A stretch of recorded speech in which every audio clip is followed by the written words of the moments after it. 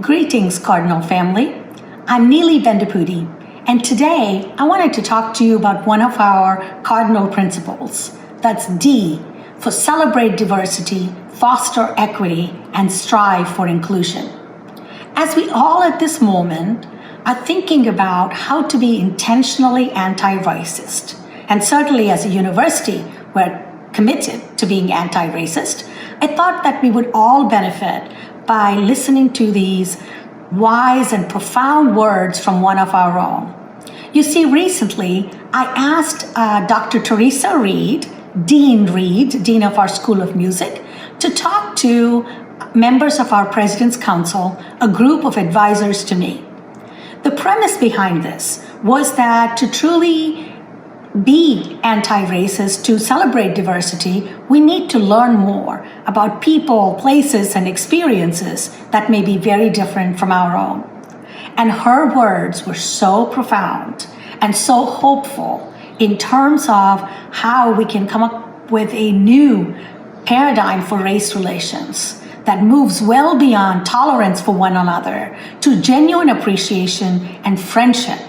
And I wanted to make sure that all of you had the benefit of her wisdom. Please take a few minutes to listen to Dean Reed. Thank you, and go Cards.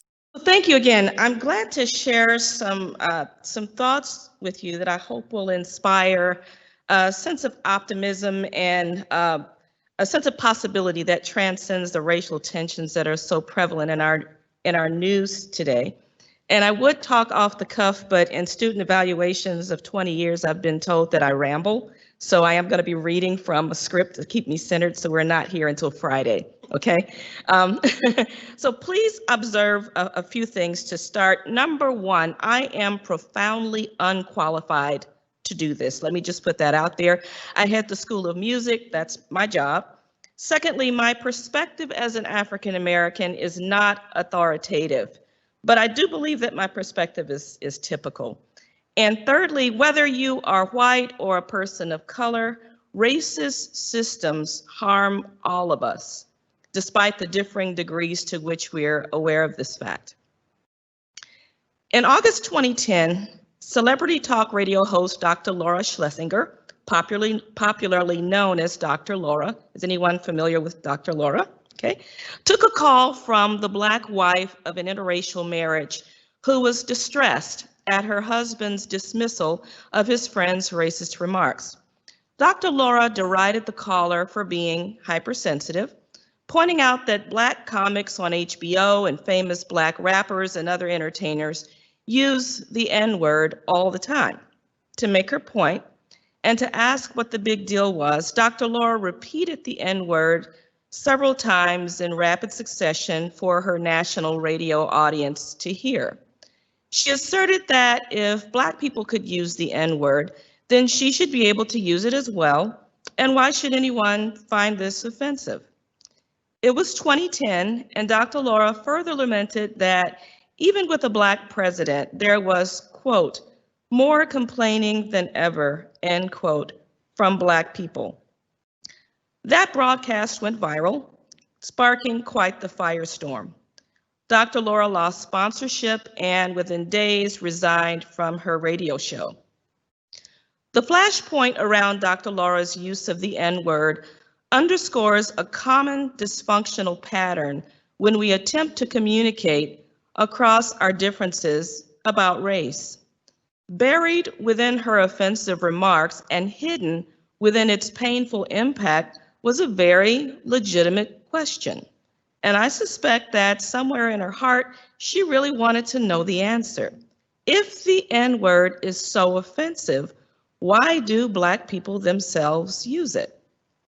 If I were white, I would likely find it profoundly confusing, as did Dr. Laura, that Black entertainers use the term and make money, while whites use the same term and lose their credibility and their jobs. If I were white, I would also likely suffer from a sort of blindness intrinsic to the privilege that characterizes my very existence. It would be enormously difficult for me as a white American to comprehend how my own critical knowledge gaps help to fuel the racial discontent that fills our news and makes race so hard to discuss. So today I want to talk about two paradigms, the first of which fails us repeatedly, and a new paradigm that I believe holds promise for moving us all closer to the table of brotherhood that Dr. Martin Luther King described in his dream in 1963. So the graphic that's up, if you would go to the prior one, the prior slide, shows the old paradigm. Yes, the current paradigm, which illustrates why conversations about race are either repeatedly stalled or are difficult to have at all. And I should pause here and mention that everybody got, thanks to Jake Beamer, a collection of materials as an email attachment, and the slide deck, that's only 2 slides, is also in those materials. So the graphic represents the current paradigm, which illustrates why conversations about race are either repeatedly stalled or difficult to have at all. So if we look at the cycle included in the paradigm, we start with a knowledge gap, which goes to a flashpoint. And then after that, there's an outcry, followed by a consequence. And there is a retreat and an abandonment. And then we end up back where we started with the knowledge gap. The case of Dr. Laura matched all 5 phases of this cycle.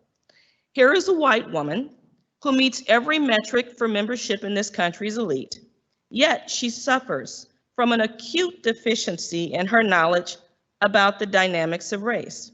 In speaking with her caller, she exposes her knowledge gap, expresses her curiosity, and asks, albeit offensively, a very legitimate question about the racial disparity in usage of the N-word. Curiosity about race often comes from a genuine place with all good intentions and a simple desire to know. However, because there have never been any educational structures to inform white people and equip them with the interpersonal and conversational skills necessary to present their curiosity, or to formulate or contextualize their questions, or to otherwise safely and appropriately expose gaps in their knowledge, many white Americans with even the best and noblest of intentions have no way of gauging the impact of what they express, however innocently that query may have originally been formulated. This is exactly what happened when Dr. Laura expressed her confusion and curiosity about why she couldn't use the N-word. When her radio audience heard her defiant, repeated use of the N-word, Black listeners, not exclusively, but in particular, experienced her discourse as an attack, a flashpoint that triggered a reaction, not just to that particular broadcast, but a reaction grounded in a broader context of centuries-old trauma with which that particular word has long been associated. So if you look at the graphic, we start with the knowledge gap. The result of exposing that knowledge gap is a flashpoint. And then off to the side, there is a reference to a 400-year history of both visible and invisible trauma. So just hold that in place. There was an outcry, followed by the consequence that Dr. Laura's show lost General Motors as a sponsor.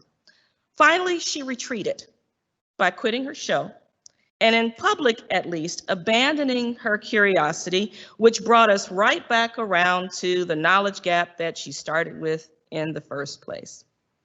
The tragedy here is that if Dr. Laura is brave enough to expose her knowledge gap again, or if she happens to do so unintentionally in the run of conversation, unless something changes, this cycle is likely to repeat. When we speak about race-based educational disparity in this country, the traditional assumption is that people of color are exclusively on the losing end of the spectrum. We usually reference the historical denial of educational access and opportunity to people of color, an inequity that the Brown v. Board of Education decision of 1954, for example, was intended to help correct. The troubling racial and political polarization in our country today, however, makes it abundantly clear that deficiencies in education have impacted our country in much more widespread and complex ways.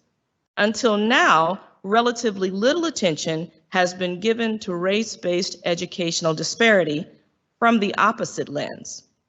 While Black Americans began to study, learn, and practice the histories, the norms, expectations, and worldviews of whiteness from birth, an immersive, multi-directional education that we get from nearly every type of consumption, from school to popular culture and mass media, and from the experience of navigating through every dimension of upward mobility, white Americans, in turn, get virtually nothing of a comparable education about Blacks and people of color.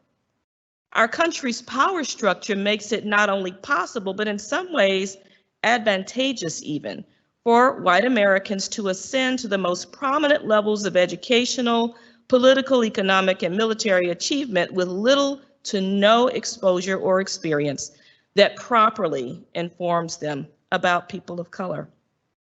The problem, therefore, isn't simply racism.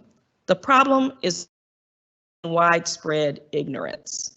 Through no fault of their own, white Americans are born into and suffer for much of their lives from a state of educational bankruptcy when it comes to understanding the histories and perspectives of Blacks and other people of color, and moving beyond stereotypes to make real sense of why we do the things we do. To fix this, let's embrace a new paradigm. So if you would go to the next slide. I'll talk through these captions and then we'll actualize this.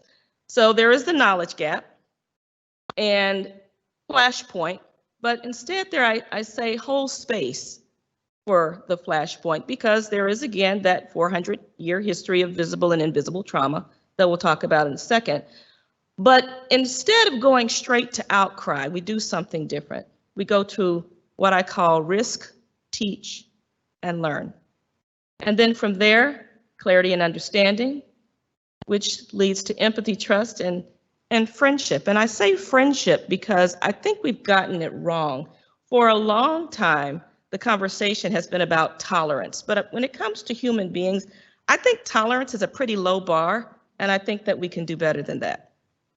So, in my mind's eye, I've replayed the scenario with Dr. Laura again and again, and I've imagined a different kind of exchange, and as a result, a different outcome.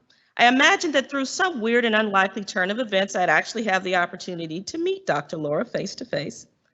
In reality, there's no way or reason that our paths would ever cross, but work with me, I'm just kind of using my imagination. Maybe I'd run into her at the airport and our flights are canceled and we're both trapped there with lots of time and drinks and snacks and no place else to go. So I imagine myself striking up a conversation with her because despite her debacle of 2010, I actually like her as a person and I see her humanity. I'd introduce myself, put her at ease, buy her a cup of coffee, and I'd gently guide her back to her unanswered question from 10 years ago. So Laura, what I heard you saying is that you'd really like to know why Black people get away so easily with using the N-word, right? Legitimate question. I gently touch her shoulder, maybe reassuring her that curiosity is a good thing and that it's safe and okay to ask. And I take my time with the good explanation that she deserves, because race is a topic too sensitive and complex to address in a soundbite or a factoid or in a few politically correct cliches. As her newfound friend, I would give her a clear, thorough, and non-judgmental explanation to resolve her confusion as to why African Americans use the N-word sometimes, but she cannot. And I would give her an explanation using this analogy. Imagine that your two legs are exactly the same, except that one leg is encumbered and the other one is not. One leg is free and flexible with the ability to bend and move and dance however it wills. The other leg, however, is bound by a 400-pound ball and chain that is excruciatingly painful to drag along. Every effort to move that leg is a reminder of all that burdens, oppresses, and constricts it. The N-word is linguistically unique in this country in that it derives its meaning most powerfully not from its etymology, nor from context, nor from vocal inflection, but it derives its meaning most strikingly from the person who utters it.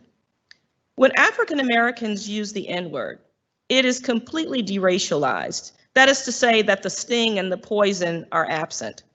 When used by Blacks, the N-word can have a range of meanings and can even be a lighthearted term of endearment. It's a norm of African American culture to redefine and repurpose, and this is evident in our cuisine, in the way that we do religion, certainly in our music, and in our use of language, whatever is at hand to serve creative or expressive function. In the same way that we've transformed, for example, pig intestines into a coveted delicacy, we call them chitlins, language has also been at our disposal to flip on its head, turn inside out, and make it mean what we want it to be. That freedom and flexibility is an African American expression is like the flexibility and fluidity of the unencumbered leg in our two-leg analogy. I would explain further to Dr. Laura that when someone white utters the N-word, by contrast, its meaning instantly transforms. When spoken by a white voice, the N-word automatically triggers the history of oppression at the hands of white hegemony and the resulting inequality that persists through to the present day. Upon white utterance, the N-word connects to the brutality of bondage and the heartbreak of families splintered and spouses and children bought and sold as chattel during slavery, to Jim Crow segregation that persisted through the 1960s, to redlining in real estate, to lynching, to mass incarceration, police brutality, voter suppression, and other painful realities of past 4 centuries, the impacts of which are still felt today. That's the other leg in our two-leg analogy, the one bound by the heavy ball and chain. So you see, Laura, I would explain, this is why your use of the N-word was so problematic. But I forgive you because you were disadvantaged by a system that did not properly teach you, and therefore you simply didn't understand. I imagine that over coffee, both of our cups now refilled for a second and third round, Dr. Laura and I are continuing our conversation, and we're beginning to let our guards down, and she feels free to follow up on another one of her comments during her infamous radio rant. She feels that our discussion is safe, so she asks, you know, in 2010, Barack Obama was president. I thought Black people would be satisfied, but they seemed angrier than ever. Instead of complaining, why didn't Black people just celebrate such wonderful progress? Some questions may appear so naive as to sound insulting, and it may take effort for me to resist the pattern of perceived attack that activates the other phases of the dysfunctional cycle, thereby threatening to abruptly end our conversation, derail our new friendship, and stall the progress of dialogue in a pothole of hurt, anger, and distrust. Again, that old pattern really doesn't get us anywhere. So I make a different choice. And I make this choice because it is only for myself that I have the power to choose. And at times it may feel counterintuitive and may take real purpose-driven effort. I then explained to Dr. Laura that while we certainly celebrated this important first, Barack Obama was also distinguished as the only president whose American citizenship was challenged in a series of ongoing, highly publicized legal and political gestures that predated his presidency and continued for nearly his entire time in the White House. In 2004, Illinois politician Andy Martin became the first to suggest that Obama was not American.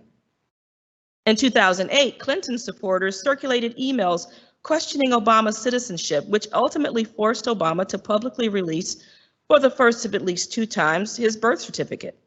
The same year, a series of lawsuits were filed challenging Obama's eligibility for the presidency based upon doubtful citizenship. In 2009, a highly publicized Kenyan birth certificate purported to be Obama's appeared in the media and on eBay. In April 2011, Obama released his long-form birth certificate. Despite this, from 2011 to 2016, Donald Trump led the birtherism charge, questioning Obama's citizenship repeatedly during televised interviews and encouraging his base to do the same. Finally, in September 2016, Trump sheepishly conceded that Obama was born in America. I would say then to Dr. Laura, so you see, Obama's presidency was both an important first and a painful reminder that if you are brown in this country, you can ascend even to the presidency and still be viewed by too many as unworthy, inadequate, and imposter. I sense that Dr. Laura is neither malicious nor hateful, and she may not even be a card-carrying racist.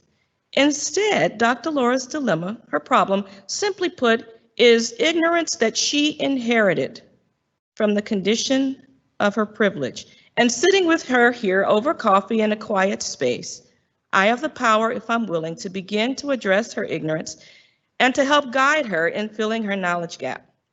My imaginary exchange with Dr. Laura, where her knowledge gap is not ignored or minimized, but it's addressed and curiosity is resolved, realizes the phases in this new paradigm that I propose.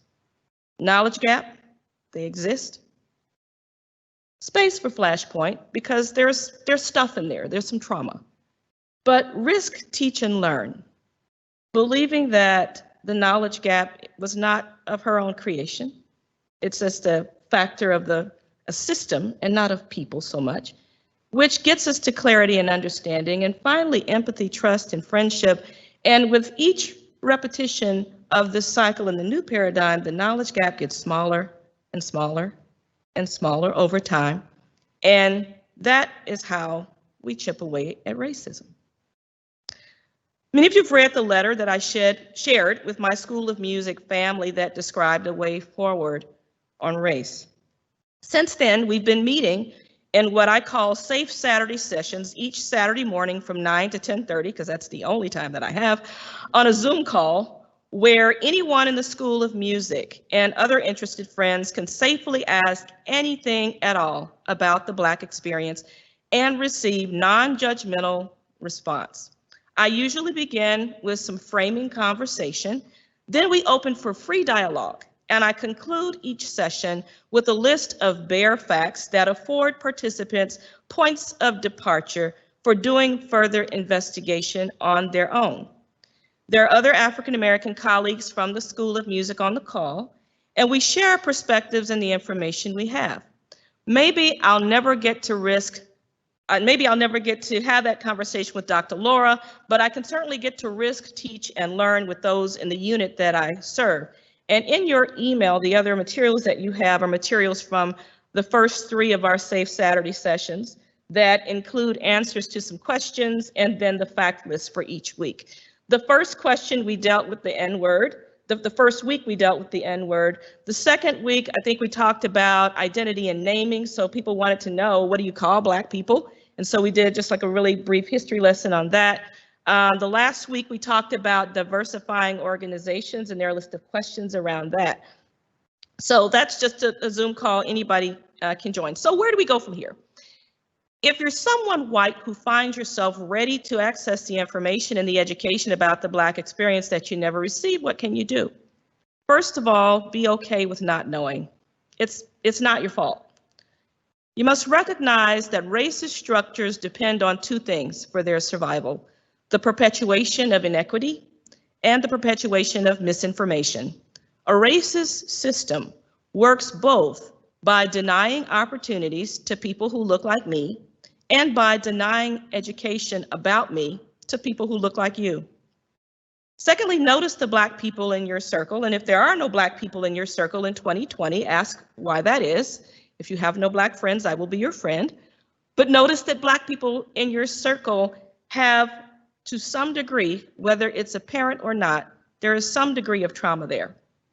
Black communities and Black people suffer today from long-standing, deeply entrenched inequities established during slavery. Most recently, the national news has reported on the killings of unarmed Blacks. But just 2 weeks ago, there was property vandalized with racist graffiti near my sister's neighborhood here in Louisville, a neighborhood that I pass at least once a week. Whether the trauma is from something widely reported or from the microaggressions we experience in the course of more routine activities, Many African Americans learn to hold it inside and keep it moving. Like our parents, grandparents, and other ancestors before them, we've learned to suppress trauma and move forward with our lives, achieving what we can, however we can, often drawing motivation from something greater than ourselves, like family or community and faith. I finished undergrad 33 years ago, and my parents still don't know what it was like for me to be Black at an all-white university. And they don't know because their example and my grandparents' example and my great-grandparents' example taught us to hold it inside, taught me to do the same thing. But you should assume that there is some element of trauma there. Recognize that more than anything else, Black people simply want what you want, and that is to be understood. Because if we're understood, then we won't have to convince anyone that our lives matter. Courageously recruit the Black people in your life to be your teachers and facilitators by saying these words: I don't understand. I want to understand. Please help me to understand. In so doing, you destroy a wall, you create a friendship or you deepen an existing one, and you change the world. So I started this talk with the story of a white woman, Dr. Laura, and I'll end my talk today with the story of another white woman whose life and work illustrates the power of daring to engage a worldview that differs from one's own. The year 1850 saw the passage of the Fugitive Slave Act, a terrifying law that criminalized harboring escaped slaves even if they lived in free states. This law incentivized not only the capture and re-enslavement of Blacks who had made it to freedom, but also the abduction and sell into slavery Blacks who were freeborn and had never been slaves at all. Outraged by this law, a white woman and New England native whose family members were outspoken abolitionists picked up her pen to write. Part of her inspiration came from the slave narrative of Josiah Henson. Excuse me a moment. On June 5th, 1851, the first installment of Harriet Beecher Stowe's story appeared in a newspaper called The National Era. Published in serial form, the newspaper published installments of the story over the next several months after its initial appearance. And her story became a powerful anti-slavery message, the impact of which she could not have possibly fathomed. In 1852, the completed work was published as the novel Uncle Tom's Cabin. Written in the parlance of its times, the book certainly contains language and perhaps stereotypes that, without question, would be unacceptable according to modern standards. This notwithstanding, there is absolutely no way to argue against the fact that Uncle Tom's Cabin spoke powerfully to 19th century sensibilities about the evils of slavery in a way that no other book did. This book became not only the single most important anti-slavery publication of the antebellum era, but perhaps the single most important American literary work of the 19th century, period, selling in the United States fewer copies than only the Bible. Harriet Beecher Stowe's commitment to freedom for Black people, as expressed in Uncle Tom's Cabin, was her most important and impactful legacy. Uncle Tom's Cabin changed the entire national discourse on Blacks in America. It exposed the horrors of slavery and sparked new critiques of the slaveholding South, igniting new arguments in favor of abolition that before her novel did not exist. The defenders of slavery hated Harriet Beecher Stowe, and they went to great lengths to discredit her work. Nonetheless, the essential message of the book, that slavery is wrong, was delivered with resounding success to a public ready to hear it. And Uncle Tom's Cabin inspired a bevy of other artistic creations, from plays to other literary works, later to movies and to songs, including this one, widely considered in its day to be an anti-slavery ballad, Its lyrics depict the scene in the novel that every 19th century listener would have immediately understood, having been drawn from, would have immediately understood as having been drawn from Harriet Beecher Stowe's book. You might have heard it. It goes like this. The sun shines bright on my old Kentucky home. 'Tis summer, the people are gay. The corn tops ripe and the meadows in the bloom, while the birds make music all the day. Have you heard that before? Drawing inspiration from Harriet Beecher Stowe's novel, which, by the way, was set in Kentucky, Stephen Foster composed My Old Kentucky Home in 1853, the year following the publication of Uncle Tom's Cabin.